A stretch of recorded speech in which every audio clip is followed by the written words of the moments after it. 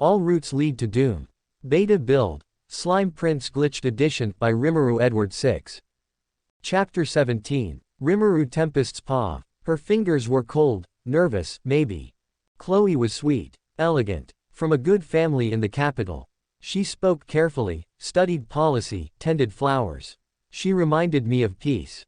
So I gave her the ring. And I smiled. The same smile I used to give Katarina. Because that's what people expected from a prince. From a ruler. From someone who'd come from another world and learned how to perform nobility like a script. There. That should make things easier. She blushed. I didn't say anything more. Because if I said too much, it might all fall apart. Because I could feel her. Katarina. Even before I saw her. Her magic brushed against mine like a ghost. The warmth, the panic, the heartbreak, and I didn't have to turn around to know what she had just seen. She was here. She had come for me. Too late. Good, I thought. She saw it. Not because I wanted to hurt her. But because this was necessary. Because I knew something she didn't. I'm leaving this world. Soon. The magic's weakening. The glitch is repairing. My body, this DLC version of me, it was never meant to last. The moment the system stabilizes, I'll be sent back to where I came from. Back to my nation. Back to my people. Back to my reality. And she can't follow. Not without giving up everything she's built. Her friends. Her life. Her second chance. I won't let her throw it away chasing a ghost. So I gave someone else the ring. Smiled the same way. Pretended I'd moved on. And hoped she believed it. Even though everything inside me still whispered her name. Katarina Clay's paw. I didn't cry right away. I walked. I don't even know how far. Just away from the courtyard, away from the palace, away from the ring on Chloe's finger and the smile that used to belong to me. I kept walking until my legs started shaking. Then I sat on a stone bench near a fountain that sounded way too cheerful for what was happening inside my chest. He moved on. I came all this way. I made my choice. I chose him. Too late. And I hated that I was too proud to call out. Too afraid to ask if I'd misread what I saw. Too embarrassed to break down in front of the girl who had taken my place without even knowing I was a contender. I dug my fingers into my skirt, twisting the fabric. I deserved this, I whispered. The words burned. Ugly. Unfair. But maybe true. I should have said something sooner. I should have. What? Admitted I was in love with a prince who came from nowhere. A boy who glitched like a broken spell and still looked at me like I was the only real thing in a world made of choices. I should have stopped pretending I could make everyone happy. I should have told him when it still mattered. And now. He was smiling for someone else. With the same eyes. With the same softness. With the same heartbreak I hadn't noticed when it was mine. I covered my face. And finally, I cried. Not because he didn't love me.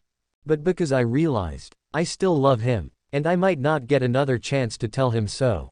Keith Clay's paw. I found her by the fountain. She was trying to hide it, shoulders tight, hands curled in her skirt like she could hold herself together with fabric and willpower. But her back was shaking. And when I stepped closer, I heard it. She was crying. Really crying. Not the fake tears she used to use when she wanted an extra slice of cake. Not the dramatic ones she used to stop doom flags.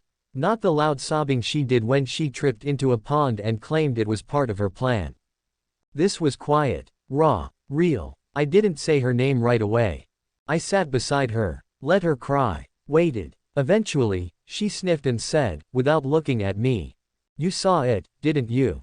I nodded, even though she wasn't watching. The ring, she whispered. The way he looked at her. Her voice cracked on the last word. I hated how small she sounded. I was too late, Keith. I swallowed hard. I wanted to say it wasn't true. That maybe she'd misunderstood. That maybe it wasn't what it looked like. But I'd seen Rimuru's face too. And I'd seen hers the moment she turned around. I waited too long, she whispered. I was scared. And now I lost him. I clenched my fists in my lap. I wanted to say something. Anything. But all I could do was reach out and gently pull her into a hug. She didn't fight it. She just collapsed into my arms like she had when she was younger, when she scraped her knee or got scolded or had a nightmare about being exiled again. And I held her. Because this time, there was no fixing it with magic or force or sharp words. She had loved someone, and she had lost him. He still loves you, you know, I said eventually. She froze. That look he gave her, it wasn't the same. It was close, but not the same. She pulled back just enough to look at me. Eyes red, hands trembling. You think? I think if you stop here, then yes, it's over. But if you stand up, if you tell him anyway. I brushed a tear off her cheek. Then at least it'll be your ending. Not someone else's. Katerina Clay's paw. I ran. I didn't wait for a guard. I didn't ask Maria to track him. I didn't stop to think. I ran. Through the stone halls. Through the twisting garden. Back to the courtyard where I first saw him, where everything shattered. And this time, he was alone. No Chloe. No ring. Just him, sitting on the edge of the fountain, eyes turned up toward the sky like he was trying to memorize it. Rimuru. He didn't turn at first. But when he did, I stopped. Because something was wrong. His outline shimmered, faintly, like heat in the air. Parts of him flickered. 1 second, solid. The next, slightly translucent. His smile when he saw me was soft. And unbearably sad. Ah, he said. So you came after all. I knew you would. My heart dropped. What's happening to you? He looked at his hands. Turned them over slowly. Light passed through the tips of his fingers. The DLC is over, he said simply. My route ends here. This body, this character, it wasn't meant to stay. No, I said immediately. No, you can't just disappear. I stepped forward, but he raised a hand, stopping me. If you touch me now, he said, voice low, it might hurt you. I froze. I'm sorry I left that way, he said. I thought if I made you hate me, you wouldn't chase me. But I was wrong. You were always braver than I gave you credit for.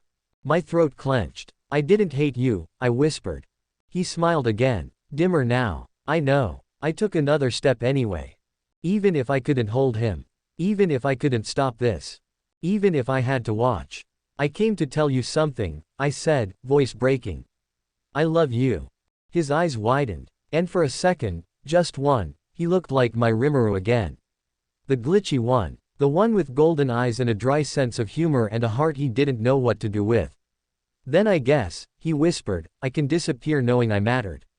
Light started crawling up his arms now. His legs. His shoulders. He sat back, more relaxed than I'd ever seen him. Goodbye, my farming girl. Then he faded. And I was alone.